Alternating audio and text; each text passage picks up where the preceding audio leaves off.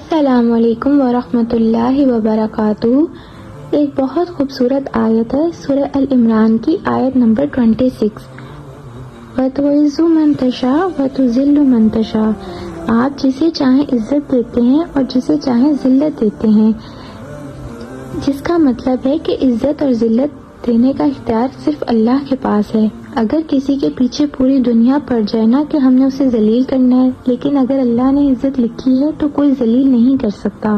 وَتُعِزُّ مَن تَشَاءُ وَتُذِلُّ مَن تَشَاءُ۔ بے شک کر لے پوری دنیا کسی کو نیچا کرنے کی، نہیں کر سکتی اگر اللہ نے عروج لکھا ہے، اور اگر ساری دنیا کسی کو اٹھانے کی کوشش کرے وہ نہیں کر سکتی اگر اللہ نے ذلت لکھی ہے۔ تو بس اللہ تعالیٰ سے ڈرنا چاہیے۔ اللہ اپنے کرم سے عطا کر، عزت تو اللہ ہی کے ہاتھ میں ہے، وہ جسے چاہے دے۔ حدیث ہے اللہ اگر چاہے کسی کو کچھ عطا کرنا اور پوری دنیا اسے حاصل نہ کرنے دے، اور خدا اسے پھر بھی عطا کرے گا۔ اللہ اگر کسی کو ضرر پہنچانا چاہے تو کوئی اسے بچا نہیں سکتا، اور اگر اللہ کسی کو خیر دینا چاہے تو کوئی اسے روک نہیں سکتا۔ لوگ آپ سے حسد کرتے ہیں، کرنے دیں۔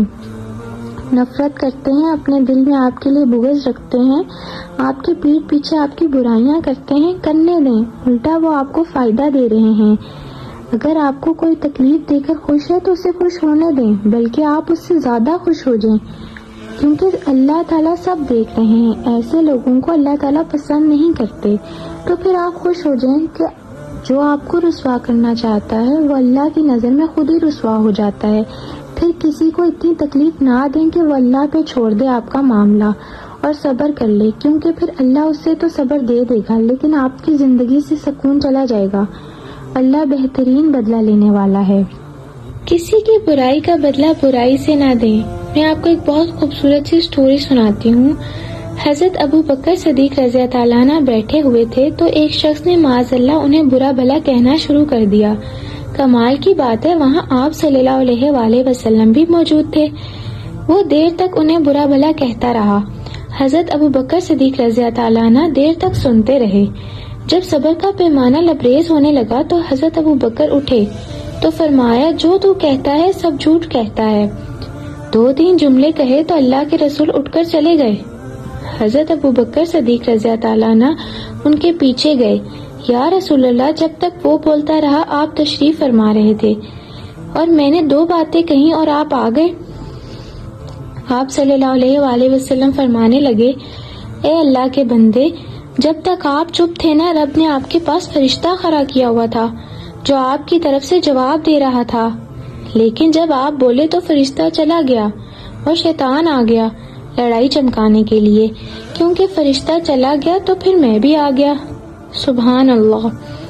جو شخص بھی آپ کے ساتھ برا کرے آپ اس سے بدلہ لے سکتے ہیں۔ اسلام اجازت دیتا ہے، if someone slaps you, you can slap them back۔ لیکن اگر تم صبر کرو گے تو صبر کرنے والوں کے لیے خیر ہے۔ صبر کرو کیونکہ آپ کا صبر اللہ کے لیے ہے، آپ اللہ کے لیے صبر کرتے ہیں۔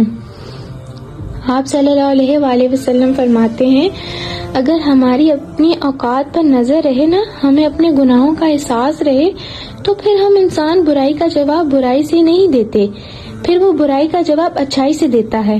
ہماری نظر اپنی غلطیوں پر کبھی نہیں ہوتی، ہمیں صرف نظر آتی ہے سامنے والے کی کمزوریاں۔ ہم جب بھی سچ بولتے ہیں سامنے والے کے بارے میں بولتے ہیں، اپنے بارے میں کبھی سچ نہیں بولتے۔ اپنے بارے میں ہم حکمت والی باتیں کرتے ہیں، پردہ پوشی والی باتیں کرتے ہیں۔ اس کا نقصان پھر یہ ہوتا ہے کہ ہم تلخ ہو جاتے ہیں، ہم کچھ بن کر بیٹھ جاتے ہیں۔ ہم سمجھتے ہیں میں تو کوئی سیٹھ ہوں، میں سب سے زیادہ نیک ہوں، میں غلط ہو ہی نہیں سکتا۔ پھر ہم برائی کا جواب برائی سے دینے لگتے ہیں۔ ہم جب بات کر رہے ہوتے ہیں، بول رہے ہوتے ہیں تو یوں ہوتا ہے دنیا میں ایک ہی شخص نیک بندہ بچا ہے اور وہ میں ہوں۔ ایسا نہ کریں۔ آپ ہمیشہ برائی کا بدلہ برائی سے دیں گے تو معاشرہ کانٹوں سے بھر جائے گا۔ تم کسی کے ساتھ بھلائی کرو اور اس کا بدلہ برائی سے ملے تو سمجھو تمہاری نیکی قبول ہو گئی ہے۔ ناز اتنا نہ کریں ہم کو ستانے والے، اور بھی دورے فلک ہیں ابھی آنے والے۔ Tables will be turned. اللہ تعالیٰ آپ کو پھر سے طاقتور بنا کر کھڑا کر دیتا ہے انہی لوگوں کے سامنے جنہوں نے آپ کو توڑا ہوتا ہے۔ اللہ ہی ہے جو آپ کو عزت دیتا ہے۔ کوئی ایسا انسان ہے ہی نہیں جو آپ کی عزت کو رسوا کر دے، جب تک اللہ نہ چاہے۔ جب تک اللہ آپ کے ساتھ ہے کوئی آپ کا کچھ نہیں کر سکتا۔ لوگوں سے نہیں ڈرنا چاہیے، اللہ تعالیٰ سے ڈرنا چاہیے۔ One of my favorite دعا، اللہم لا مانع لما آتیت، اے اللہ جسے آپ عطا کرنا چاہیں اسے کوئی لے نہیں سکتا، ولا موتی لما منعت ولا ينفع ذا الجد منک الجد، اور جسے آپ لینا چاہیں اسے کوئی دے نہیں سکتا۔ کتنی خوبصورت بات ہے یہ۔ جب ہم اس کنسپٹ کو سمجھتے ہیں تو پھر کسی چیز کا ہمیں ڈر نہیں رہتا، انسان ڈپریشن میں نہیں جاتا، انزائٹی نہیں ہوتی، اسے یقین ہو جاتا ہے کہ سب کچھ اللہ ہی کے ہاتھ میں ہے، اللہ ہر چیز پر قادر ہے۔ جو مومن ہوتے ہیں انہیں پھر کسی چیز کی فکر نہیں ہوتی، وہ کسی کے آگے ہاتھ نہیں پھیلاتے، وہ کسی کے آگے اپنا درد نہیں بیان کرتے۔ انہیں یقین ہوتا ہے کہ رزق دینے والی ذات صرف اللہ کی ہے اور وہی رازق ہے، وہ جسے چاہتا ہے رزق عطا کرتا ہے، اور وہاں سے عطا کرتا ہے جہاں سے سوچا بھی نہیں ہوتا۔ سب اللہ ہی کے ہاتھ میں ہے، بے شک وہ عزت ہو، ذلت ہو، رزق ہو، غریبی ہو یا امیری ہو، پیسہ ہو یا کوئی انسان ہو، جو اللہ نے آپ کے نصیب میں لکھا ہے اسے کوئی نہیں چھین سکتا۔ وہ جتنی مرضی کوشش کر لے آپ کو اس چیز سے دور کرنے کی، وہ نہیں کر سکتا اگر اللہ تعالیٰ نے آپ کے نصیب میں لکھا ہے، اور بے شک اللہ ہی نصیب بدلنے پر بھی قادر ہے۔ اللہ ہر چیز پر قادر ہے۔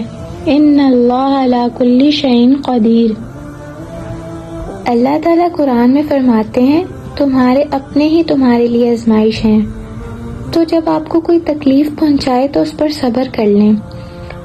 اور دیکھیں ایک بہت خوبصورت بات ہے کہ جو آزمائش آپ کو اللہ تعالیٰ کے قریب کر دیتی ہے وہ اللہ تعالیٰ کی طرف سے آپ کے لیے رحمت ہوتی ہے، اور جو آزمائش آپ کو اللہ تعالیٰ سے دور کر دیتی ہے وہ اللہ تعالیٰ کی طرف سے آپ پر عذاب ہوتا ہے۔ تو ہمیں دیکھنا چاہیے کہ اللہ تعالیٰ نے ہم پر جو آزمائش بھیجی ہے اس پر ہم کیا کرتے ہیں، اللہ تعالیٰ کے قریب ہوتے ہیں یا اللہ تعالیٰ سے مایوس ہو کر ان سے دور ہو جاتے ہیں۔